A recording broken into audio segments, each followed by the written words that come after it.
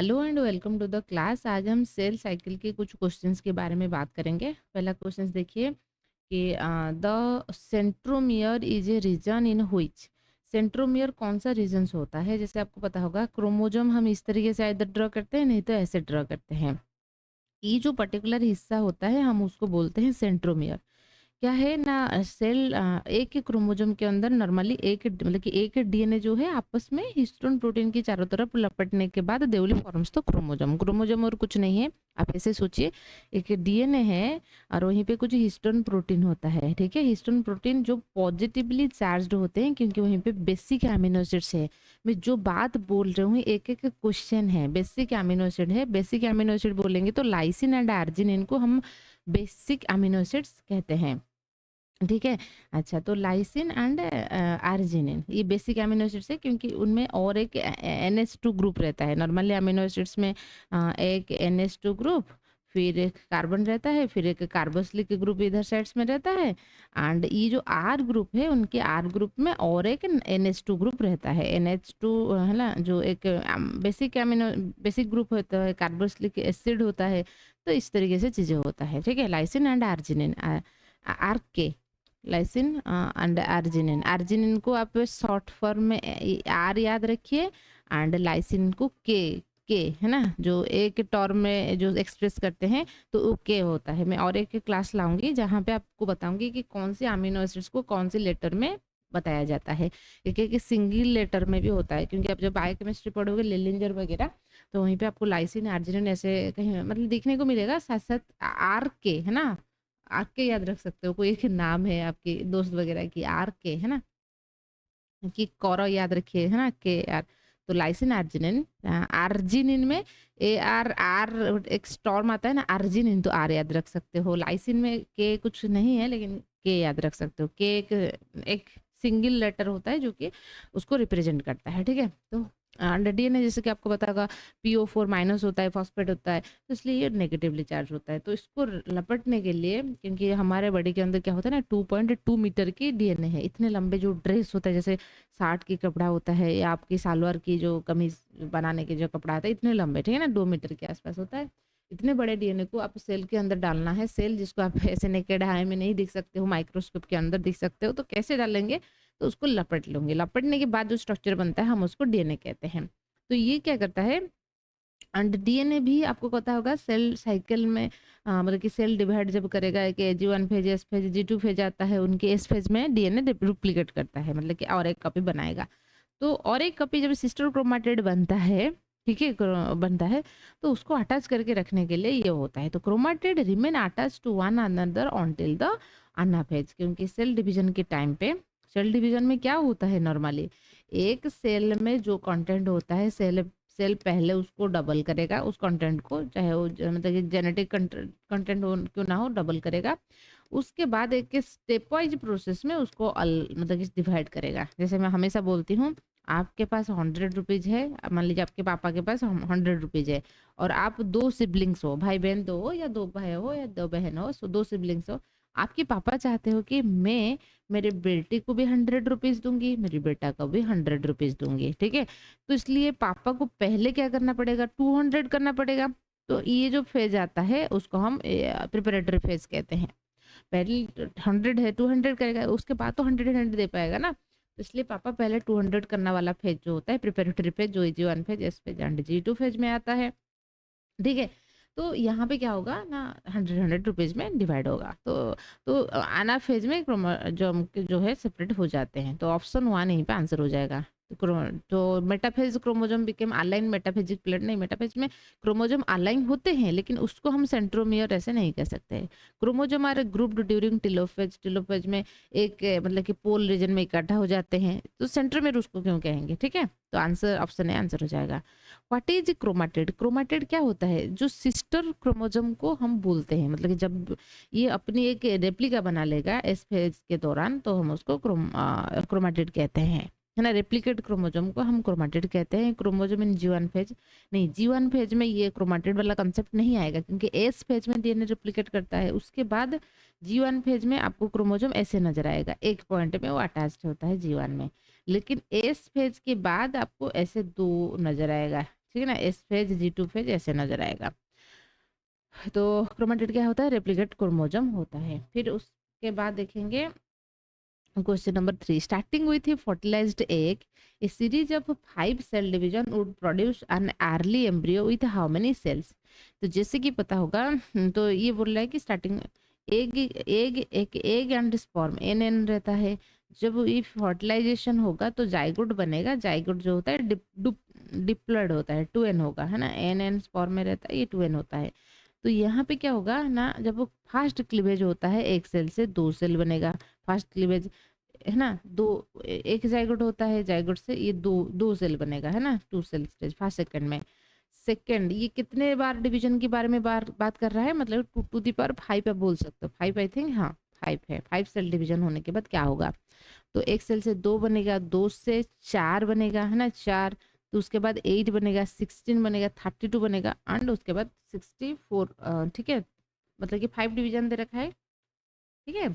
तो सेकंड में 4 बनेगा, थर्ड में 8, फोर्थ में 16, फिफ्थ में 32 बनेगा, मतलब कि जब 2 to the power n हम होता है ना, जो फॉर्मूला है 2 to the power n, n होता है नंबर ऑफ डिवीजन। तो जब 2 to the power 5 करेंगे तो 32 आंसर आ जाएगा। समझ में ना, एक बार डिवीजन हुआ 2 हो गया, सेकंड टाइम जब डिवीजन होगा ये भी 2 बनाएगा, ठीक है, ये भी 2 बनाएगा, तो 4 हो गया। फिर डिवीजन हुआ ये दो, फिर ये दोनों 2 2 करेंगे तो 8 हो जाएंगे, तो 32 हो गया। 2 to the power n simple formula है, याद रखिए। If there are 20 chromatids in a cell, how many centromere are there. क्योंकि 2 क्रोमाटिड को एक सेंट्रोमियर पकड़ के रखता है, ठीक है, इस तरीके से होता है। 20 क्रोमाटिड बोल रहा है, क्लियर हुआ, 2 क्रोमाटिड को एक सेंट्रोमियर, तो 20 क्रोमाटिड है तो कितना सेंट्रोमियर होगा, कितना होगा, 10 हो जाएगा, उनका आधा हो जाएगा। समझ में आया ना, 2 क्रोमाटिड को पकड़ के रखने के लिए एक सेंट्रोमियर होता है, 20 क्रोमाटिड है, इसका मतलब है कि 10 सेंट्रोमियर हो जाएगा।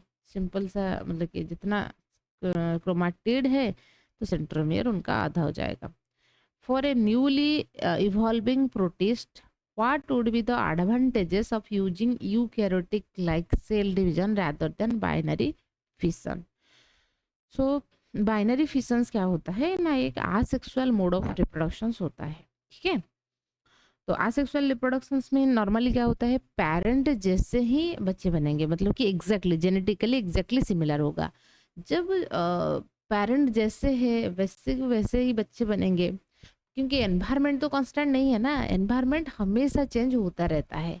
यदि ऑर्गेनिजम्स के अंदर कुछ भी बदलाव नहीं आएगा, ठीक है, तो वो बदलते हुए एनवायरनमेंट में खुद को अडॉप्ट नहीं कर पाएगा, ये तो पहला चीज होता है। तो असेक्सुअल रिप्रोडक्शन की ये डिमेरिट्स है, क्योंकि एनवायरनमेंट बहुत माइनर लेवल में भी चेंज होता है, बहुत बड़े लेवल में भी चेंज होता है। जिस रूम में आप बैठे हो, ठीक है, उस रूम में आप आने से पहले एनवायरनमेंट कुछ अलग था, आप जब आए आपकी पैरों के अंदर या आपके ड्रेस के अंदर कोई माइक्रोब्स आ गए, आपने आया, आपने कार्बन डाइऑक्साइड छोड़ा, ऑक्सीजन यूज कर लिया, तो वो भी चेंजेस हो गए ना। आप ऑक्सीजन पॉइंट ऑफ व्यू से देखोगे, carbon dioxide point of view से देखोगे, माइक्रोब्स के पॉइंट ऑफ व्यू से देखोगे, तो एनवायरनमेंट चेंज होगा। इसी तरीके से लार्ज स्केल में भी एनवायरनमेंट चेंज होता है, जैसे पहले उतना गर्मी नहीं हुआ करता था, अभी हो रहा है। तो एनवायरनमेंट तो हमेशा चेंज होता रहता है, तो ऑर्गेनिजम्स के अंदर चेंजेस आना जरूरी है। Very newly evolving protist, what would be the advantages of using eukaryote like cell division, eukaryote like cell division होने से rather than क्या advantages होगा, ठीक है। तो binary fission would not allow for the formation of new organism, ऐसा नहीं है, बाइनरी फिशन में भी तो न्यू ऑर्गेनिज्म, मतलब असेक्सुअल रिप्रोडक्शन में भी न्यू ऑर्गेनिजम्स होते हैं, लेकिन प्रॉब्लम हुई है कि एग्जैक्टली पेरेंट जैसे ही इक्वल होते हैं, ये तो नहीं होगा। Cell division would allow for orderly and efficient segregation of multiple linear chromosome. हाँ, क्रोमोजोम जो होता है वो सेग्रीड हो जाता है, पेरेंट के पास जितना रहेगा और बच्चे के पास उतना ही रहेगा, ठीक है। Cell division would be faster than binary division, binary नहीं, असेक्सुअल रिप्रोडक्शन बहुत जल्दी होते हैं, सेक्सुअल रिप्रोडक्शन स्लो होता है, ठीक है। इसलिए जो लोअर ऑर्गेनिजम्स होते हैं ना, वो ज़्यादा असेक्सुअल रिप्रोडक्शन को प्रीफर करते हैं। देखिए ह्यूमन के कंडीशंस में एक बच्चा पैदा करने के लिए 9 मंथ 10 दिन लगेगा, लेकिन जैसे आपने देखे होंगे प्रोटोजोन पैरासाइट्स, ठीक है ना, प्लाज्मोडियम की वाइवैक्स की, है ना, जो होता है, तो मतलब लाखों बना लेते हैं, ठीक है, असेक्सुअल रिप्रोडक्शन जो आरबीसी के अंदर होता है। तो बहुत ज़्यादा बनते हैं, बहुत स्पीड में बनते हैं। ऐसा नहीं कि नहीं आज आपको मच्छर काटा और मतलब कि 9 मंथ के बाद कुछ होगा, ऐसा नहीं है। यदि मान लीजिए कोई स्पोरोजोइट कंटेनिंग मच्छर काट लिया तो कुछ दिनों के बाद हो जाता है ना? Binary fission would not allow organism to have complex cells, ऐसा नहीं है। तो सेक्सुअल रिप्रोडक्शंस मतलब कि जो यूकैरियोट जैसे होने से क्रोमोसोम जो होगा सेग्रीगेट हो जाएगा। ठीक है, फिर आज उसके बाद क्वेश्चन देखेंगे। Question number 6, what do the daughter cells at the end of mitosis and cytokinesis compare with their parent cell when it was G1 of the cell cycle? The daughter cell के पास end of the mitosis and cytokinesis में क्या रहेगा as compare to their parent cells? क्या रहेगा? तो same amount of DNA रहेगा। ठीक है, हमेशा याद रखिए, क्योंकि जब भी माइटोसिस हो रहा है, माइटोसिस में क्या होगा ना, पेरेंट सेल के पास जितने क्रोमोजोम है, ठीक है, जैसे ह्यूमन की बात करेंगे 23 पेयर ऑफ क्रोमोजोम रहता है या 46 नंबर ऑफ क्रोमोजोम है, तो जो नया डॉटर सेल बनेगा उनमें भी 23 पेयर ऑफ क्रोमोजोम या 46 नंबर ऑफ क्रोमोजोम, इसमें भी वही 23, क्योंकि सेल डिवीजन होने से पहले एक प्रिपरेटरी फेज होता है जहाँ पे G1 phase, S phase and G2 phase चलता है। वहाँ पे सेल अपने आप को पहले तो एस फेज में जेनेटिक मटेरियल को डुप्लीकेट करता है, फिर G2 फेज के अंदर और दूसरे सेल ऑर्गेनेल माइटोकॉन्ड्रिया वगैरह जितने भी गोल्गी वगैरह जो रहता है वो डुप्लीकेट हो जाता है। उसके बाद एम फेज यानी कि prophase, metaphase, anaphase and telophase में वो अपने जो दूसरे कंटेंट है उसको डिवाइड कर लेगा। तो how do daughter cells and at the end of mitosis and cytokinesis compare with their parent cells when it was the G1 of the cell cycle? दे रखा है कि the daughter cells have a half amount of cytoplasm and half amount of DNA। नहीं, ऐसा तो कभी भी नहीं होता है। हमेशा याद रखिए, माइटोसिस का मतलब होता है कि पेरेंट सेल के पास जितना रहता है डॉटर सेल्स के पास से उतना ही रहेगा।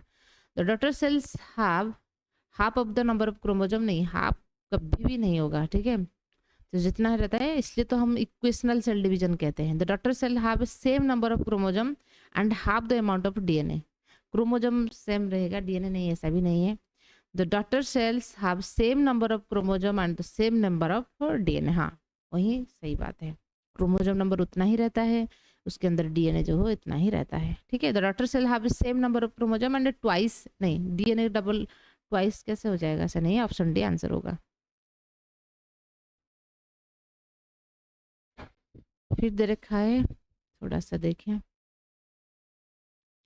तो यहाँ पे कुछ इमेज दे रखा है एंड बताया है कि इस आप बताइए कौन से क्वेश्चंस क्या करेंगे, इस इमेज में कौन सी फिट हो रहा है, कौन सी इमेज। सेंट्रोमियर आपको ये इस इमेज में समझ में आ रहा है, ठीक है, सेंट्रोमियर है। आप देखिए, मान लीजिए ये है ना, सेंट्रोमियर है, ये एक पेयर, ये दो पेयर दे रखा है। जैसे हमारे बॉडी के अंदर 23 पेयर ऑफ क्रोमोजोम होता है, इसी तरीके से यहाँ पे दो पेयर दे रखा है। क्लियर हुआ? अच्छा, तो ए में जैसे देख सकते हो एक बड़ा छोटा दे रखा है, ठीक है, तो आप मतलब कि साइज के अकॉर्डिंग डिफ्रेंशिएट कर पाओगे। एक क्रोमोजोम है, ये G1 फेज की क्रोमोजोम रहेगा। जब सेल G2 फेज में आ जाता है तो कंडीशंस क्या होगा, ये अपने आप का एक एक कॉपी बना लेंगे। तो अब यहाँ पे भी क्रोमोजोम नंबर जितना है, ठीक है, तो यहाँ पे ये अलग हो गया। ठीक है, फिर उसके बाद वो अलाइन होंगे। तो देखिए क्वेश्चन क्या दे रखा है, आप देख सकते हो कि किस तरीके से ये डुप्लीकेट हुआ, एक ही सेंट्रोमियर में अभी भी अटैच्ड है। ठीक है, तो ये चीज देखिए, थोड़ा बात करेंगे। देखिए क्वेश्चन दे रखा है कि at prometaphase of mitosis, कौन सी सेल जो होता है prometaphase of mitosis phase में है।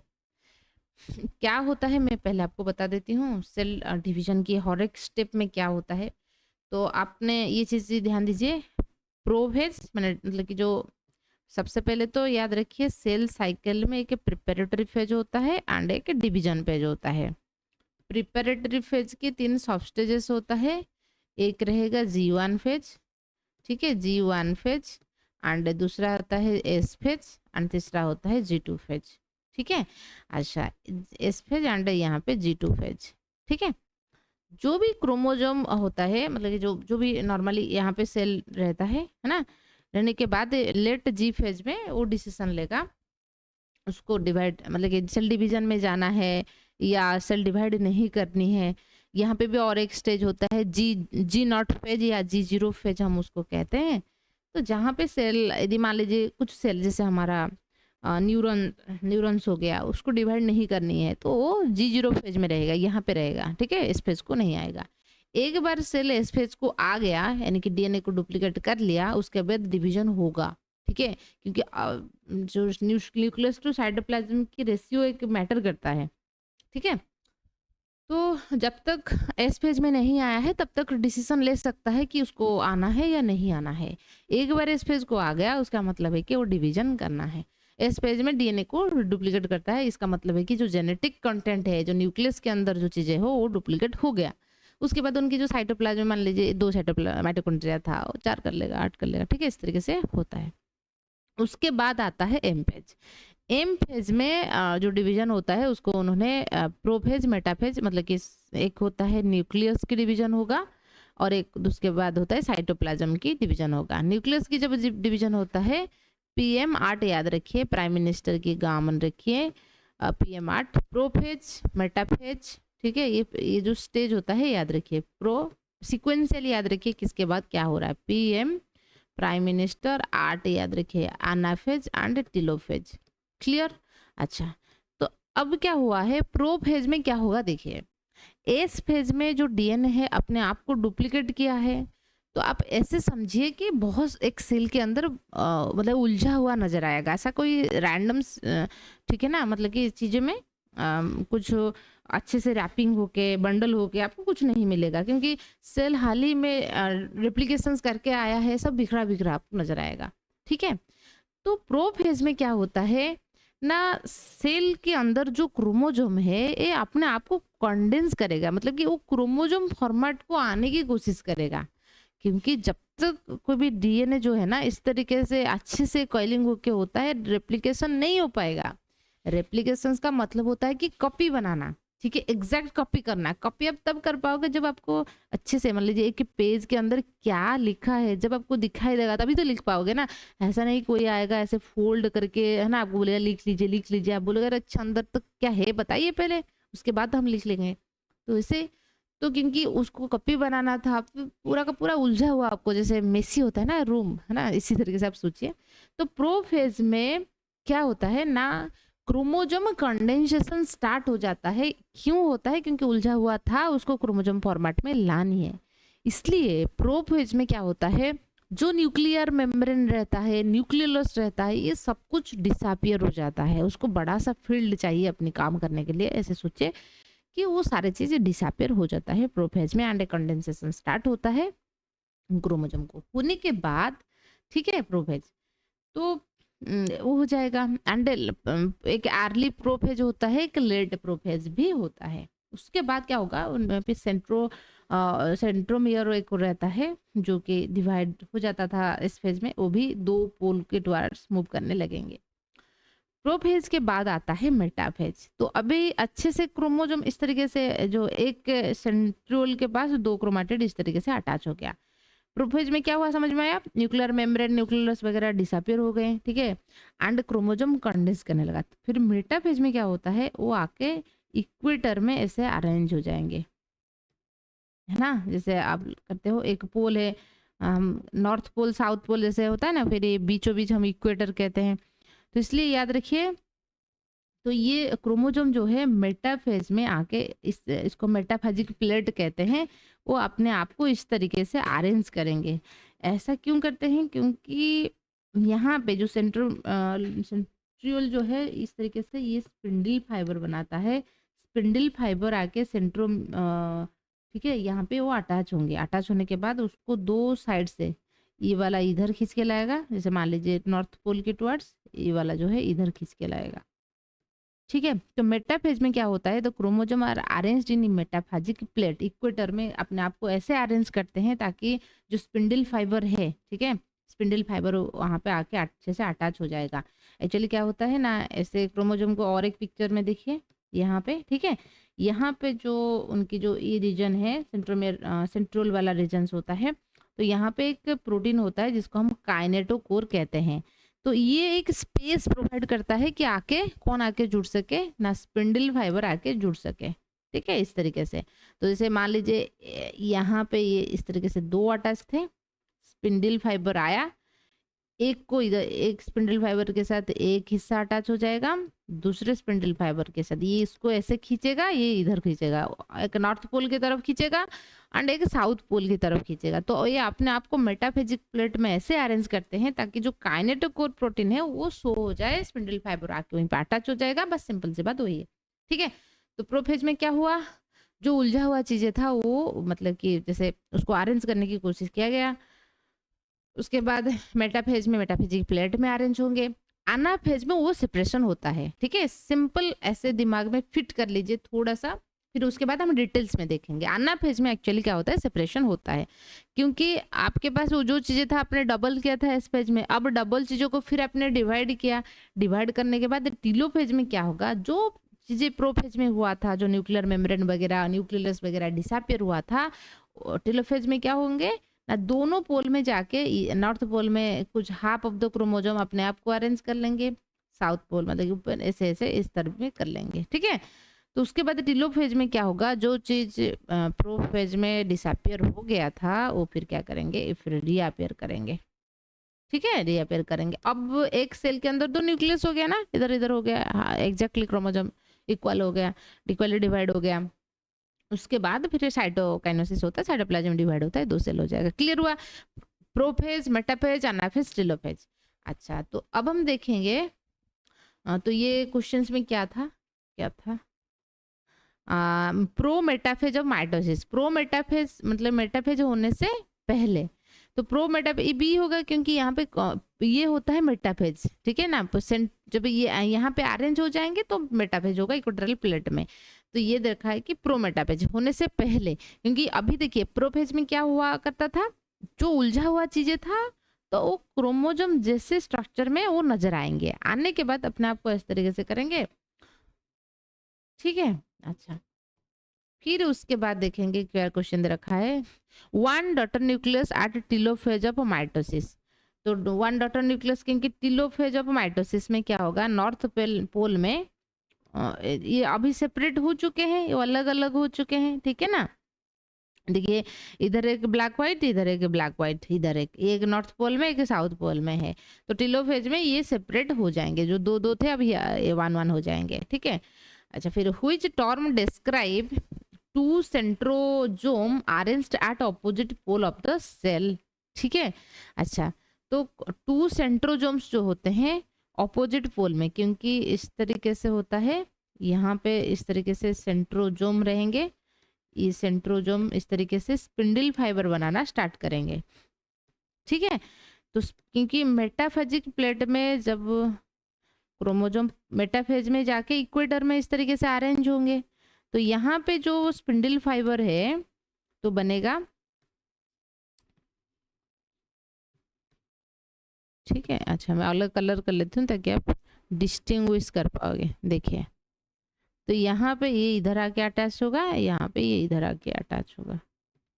क्लियर हुआ, which term describe 2 centrosome arranged at opposite pole of the cell. दो सेंट्रोजोम जो है यहाँ पे एक, यहाँ पे, क्योंकि जैसे डीएनए की डिप्लीकेशन होता है ऐसे सेंट्रोजोम्स की भी डिप्लीकेशन होता है, एंड वो एस फेज में ही होता है। आपको अभी क्वेश्चन मान लीजिए आएगा कि जी सबको पता है एस फेज में डीएनए डुप्लीकेशन होगा, लेकिन मान लीजिए पूछेगा कि सेंट्रोजोम की डुप्लीकेशन कौन सी फेज में होता है, तो आंसर होगा एस फेज में। ठीक है, अच्छा, फिर which term describe centriole beginning to move upward in animal sales.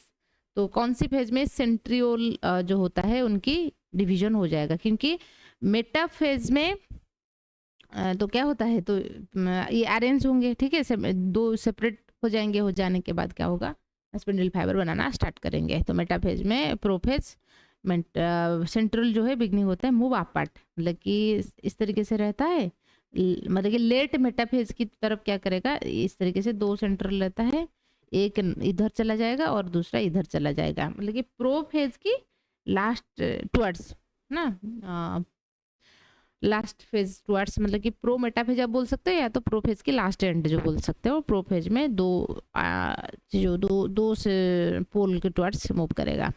Which is the longest of mitotic stage. ठीक है ना, तो माइटोसिस में सबसे लॉन्गेस्ट फेज कौन सी है, which is the longest of mitotic stage?